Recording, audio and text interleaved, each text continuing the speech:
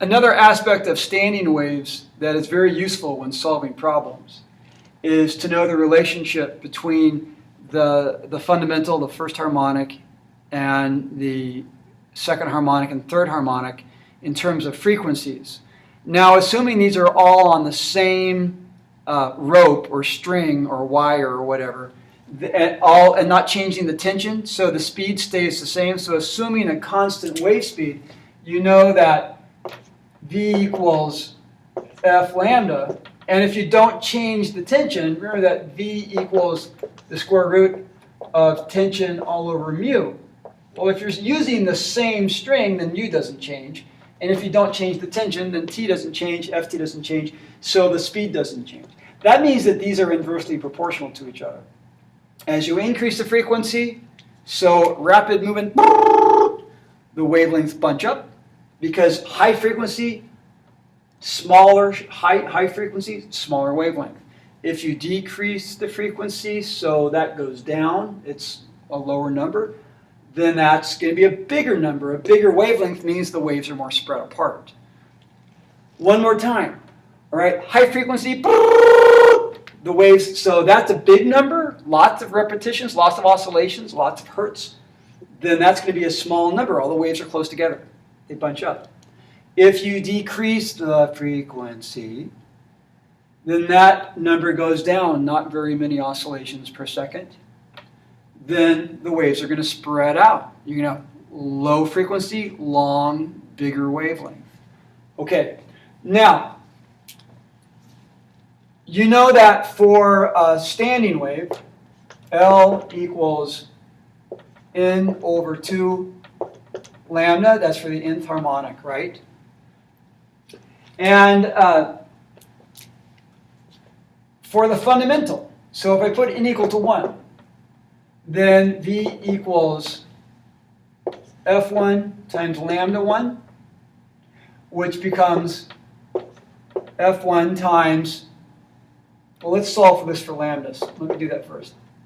So lambda n is 2L over n. And so for n equal to 1, the fundamental, the first harmonic, then the wavelength lambda is 2 times L over 1, or just 2L. I'm going to put that in parentheses. What about for the second harmonic? Second harmonic, remember for a wave on a wire under tension, that's 2 antinodes. Okay? 2 of those humps, 2 antinodes, 2 points of constructive interference. So n equal to 2. Well, what's that look like? V equals F2, and that's going to be lambda 2. All right, this is all from V equals F lambda. And that's going to be equal to F2 times, put that in parentheses, 2L over 2. 2L over 2, because n equals 2. So 2L over 2. I'm going to leave that with the 2 over 2. And then I'm going to do this one more time for the third harmonic. V equals F3, again the subscript 3 because it's the third harmonic, times lambda 3, which equals F3 times, using my little formula over here, that's going to be 2L over 3. 2L over 3. If you don't remember where we came up with this, look at the first video on standing waves. Now, because we haven't changed mu, we haven't changed the tension, we're using the same string, the speed is constant, so these are all equal to each other. So look what happens. V and V. So I can put F1 lambda 1, which is F1 2L, equal to F2 2L over 2. So F1 times 2L equals F2 times 2L over, I'm going to change colors here real quick, all over 2. All right, that's that 2. And this is going to be this 3 later on. That 2 is that 2.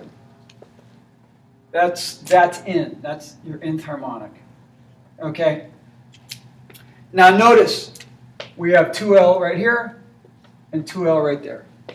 So let me solve for F2.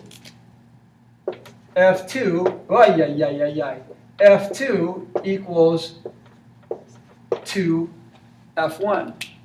So the second harmonic is twice the fundamental. By the way, whenever you double a frequency, that's an octave. You've gone up an octave. On the piano, concert A is 440 hertz. Go up one octave to the A above concert A, you're at 880 hertz. You just doubled the frequency. If you want to go down an octave from 440 hertz, which is, by the way, the A just above middle C, if you want to go down an octave, 440 hertz, next one down, the next A down, that's the A right below middle C, is 220, half of 440. So 220 times 2 is 440, 440 times 2 is 880. So we're at 220 hertz. The next A down on the piano would be, 110 hertz. The next A below that would be 55 hertz. See how they're related for octaves? They're all the musical note A, 55, 110, 220, 440, 880, and so on. Okay. Looking at this. Remember, the V's are all constant because we didn't change any of that.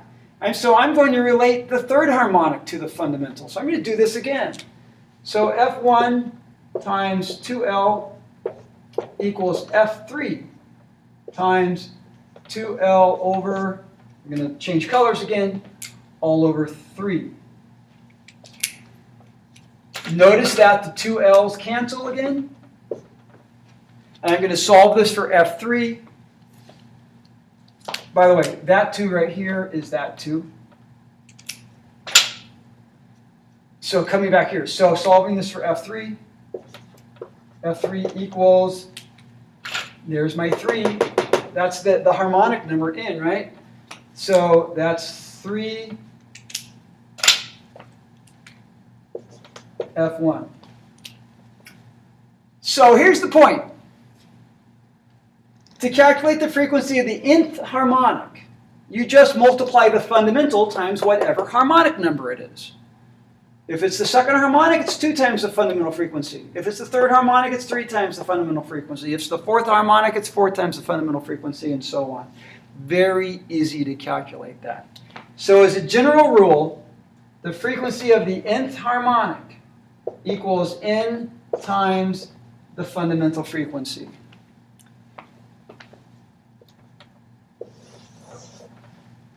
Pretty simple relationship, and also interesting.